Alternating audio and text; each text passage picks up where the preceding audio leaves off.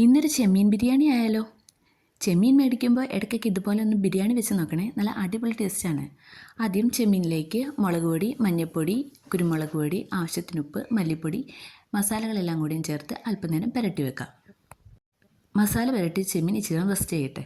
നമുക്കപ്പോഴത്തേക്കും rice റെഡിയാക്കാം. Rice റെഡിയാക്കാനായിട്ട് നെയ്യിലേക്ക് മസാലകളെല്ലാം കൂടി just ഒന്ന് ഫ്രൈ ചെയ്തെടുക്കാം.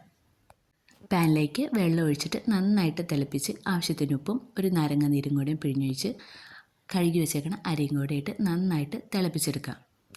തിളച്ച അരി വേറൊരു പാത്രത്തിലേക്ക് കോരി മാറ്റി വയ്ക്കാം. പാനിലേക്ക് എണ്ണ ഒഴിച്ച് ചെമ്മീനെല്ലാം നന്നായിട്ട് ഫ്രൈ ചെയ്തെടുക്കാം. ഒരുപാട് ഫ്രൈ ആവരുത്, ചെമ്മീൻ റബ്ബർ പോലെ ഇരിക്കും. അതിനുശേഷം സവാളയും പച്ചമുളകും ഇട്ട് നന്നായിട്ട് വഴറ്റി ഇഞ്ചി വെളുത്തുള്ളി പേസ്റ്റും ആവശ്യത്തിന് ഉപ്പും എല്ലാം ഇട്ട് വഴറ്റിയതിന് ശേഷം മസാലകളെല്ലാം ചേർത്ത് കൊടുക്കുക. മഞ്ഞൾപ്പൊടി, മുളക് പൊടി, മല്ലിപ്പൊടി, ഗരം മസാലപ്പൊടി എല്ലാം കൂടിയും ചേർത്ത് നന്നായിട്ട് വഴറ്റി അതിലേക്ക് ഒരു 2 തക്കാളി കൂടി അരിഞ്ഞതിട്ട് അല്പം പെരിഞ്ചീരകത്തിൻ്റെ പൊടിയും കൂടി ഇട്ട് നന്നായിട്ട് ഫ്രൈ ചെയ്തെടുക്കാം.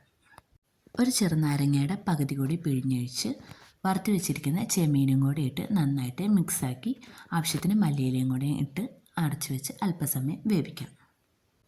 അതിലേക്ക് വാർത്ത് വെച്ചിരിക്കുന്ന റൈസ് ലെയറായിട്ട് ഇട്ട് കൊടുക്കാം. വറുത്ത സവാളയും അല്പം മല്ലിയിലയും കൂടെ അതിൻ്റെ മുകളിലേക്ക് തൂക്കിയിട്ട് അല്പം നേരം ചെറു തീയിലിട്ട് ഒരു 10 മിനിറ്റ് ദമ്മിട്ട് അടച്ചു വയ്ക്കാം. മൂടി തുറന്നു കഴിയുമ്പോൾ നല്ല സ്മെല്ലാണ്. എല്ലാവരും ഒന്ന് ട്രൈ ചെയ്ത് നോക്കണം. നല്ല അടിപൊളി ചെമ്മീൻ ബിരിയാണി സിമ്പിളായിട്ട് നമുക്ക് വീട്ടിൽ തന്നെ ചെയ്തെടുക്കാം.